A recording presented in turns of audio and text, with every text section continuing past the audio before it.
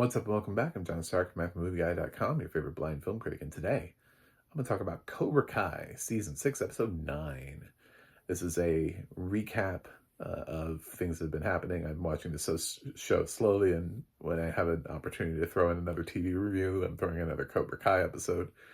So here we go. I didn't have a series to finish or another series I'm recapping, so here's another Cobra Kai thing for you.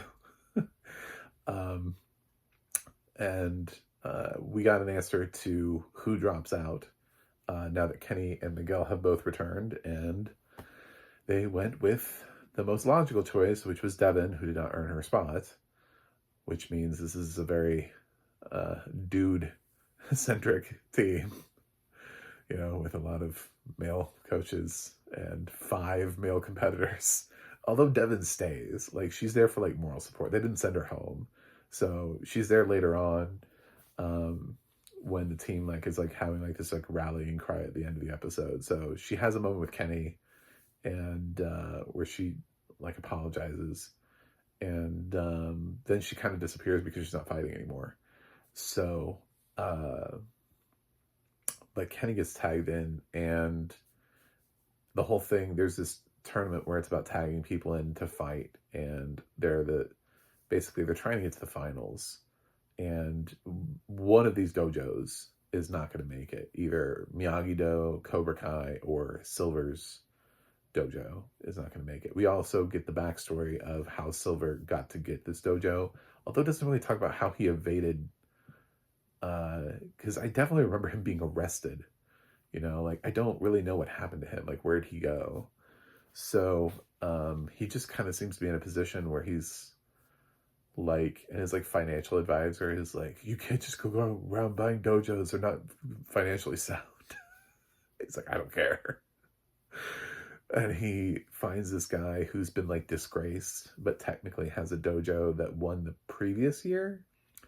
So but he doesn't have any financial backing anymore, and he's doing cage matches. And he's listen, I will financially back your dojo because I need you, because there are these 2 dojos that I need you to beat. And so that's what he does. He backs the mysterious 9 Dragon dojo, or whatever they're called. And that's where we sort of pick up with him leaving the getting out of the spa. Anyway, so Team Miyagi-Do eventually decides to try to play Cobra Kai against Silver, and it looks like it's working. And then there's some accusation that Chosen did something. He's what? I didn't do. And then you see Silver with this knife at the end, and you're wait a minute, who did what? And the significance of the knife, and you're what is he gonna do? So I'm intrigued by episode 10 just because of how they were talking about this knife, and Kreese just, maybe Kreese did have it after all. I don't know. Anyway, maybe they didn't actually. What did they do? What did Miyagi-Do do that they think that they did? And very weird. The adults don't really contribute a whole lot to the storyline. It's mostly the kids. They finally rally, and they get Robbie's head in the game. Robbie is finally in it. And Eli and Hawk, or Dimitri and Hawk, sorry. Eli is Hawk. I refuse to use Eli. Dimitri and Hawk both are worried that Kenny is a traitor. That he's been sent there from Silver to dismantle them from the inside, so they don't want to tag him in. But the more sensible boys don't mind. Robbie and Miguel are less on that thought process, and Sam's not on that thought process either. And Kenny's I came here to fight. He does at one point. Silver tries to recruit Kenny, but Kenny's he's not having it. he's no. So he finally gets tagged in, and he gets to kick a lot of ass. And then I loved the sequence where they kept the one guy from tapping out because they kept tapping the trio of them. Eventually, when they embrace Kenny, it becomes Hawk, Dimitri and Kenny tagging in back and forth so rapidly that they can attack with like full force. Like they have a second to rest and then they come at this guy and then they're like barrage attacking him, like, and he can't tap out, and so he ends up getting defeated, and that's how they score that point. But then finally they end up winning through Robbie. Robbie is the one that gives the final blow and knocks out Quan because he finds out from Tori that there was no there, that Quan bullshit. So Robbie feels worse because he actually did cheat, but he thought Tori had cheated also with Quan based on what Quan was, the kind of shit Quan was throwing around. So I hope Robbie and Tori will get back to things. I'm really intrigued by the fact that there's like a part 3 to this season. Like, I'm like, what are you guys gonna do after episode 10? Like, because the next episode is not the finale, but it feels like the finale of Sekatakai, although Kreese is very much like, this isn't over.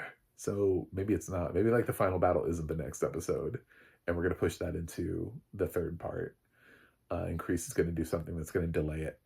So it'd be interesting to see what happens with Tori, because I don't think the story's going to abandon her, even though she no longer has a place in the competition, unless Kreese, I don't know, murders somebody? I don't know what he's doing. He has a knife, and that man could do anything. So I feel like he's just going to plant that knife somewhere and try to get somebody disqualified. But Miyagi, if he does it with if he puts it on a Miyagi-Do fighter, they already have us. That's why I'm like, is he going to disqualify like Robbie? Because that doesn't do anything. It won't get Cobra Kai back in the thing. And they still have Devin. So they have an extra fighter. So it's not even like you can be like, well, they only have 5 fighters, so I guess they're gonna have to fly somebody else in. It's like they currently have an alternate just sitting right there. Like she could pop back in. I don't understand the rules of how fighters rotate in and out of this competition, but Silver was willing to take Kenny mid-tournament, so I'm guessing they have very loose rules on this. Tori could have probably easily just mid-fight been like, I'm back in my Miyagi-Do now. Like, so, and that absolutely could happen, by the way, is that Tori, based on the rules of, I don't know, whatever, like, you can be whatever dojo you want to be in. Tori could easily be back in Miyagi-Do for the finale. Who knows? But we'll see. We'll see what happens. Yeah, this was mostly fighting. There wasn't a whole lot of plot development, although I was mentioning that something's going to end up happening with Dimitri and Hawk, and they fixed it. They bro-hugged it out. Johnny and Daniel also seem like in a better place. So all that is good. And yeah, we spent a lot of time fighting and learning a little bit about Silver in the past. And Daniel gets sort of right at the end, other than Kreese having a knife, the other devastating news was that Silver gifts him what he assumes will screw Daniel up for the rest of his life. The results that Daniel's been looking for about Mr. Miyagi's participation in Sekatakai, which it resulted in death. So Mr. Miyagi killed his opponent in the finals. So the whole Zen thing, the whole peace thing, that now Daniel's world is rocked because he's like, he's not willing to give the benefit of the doubt that maybe Mr. Miyagi was, I don't know, like it was accidental,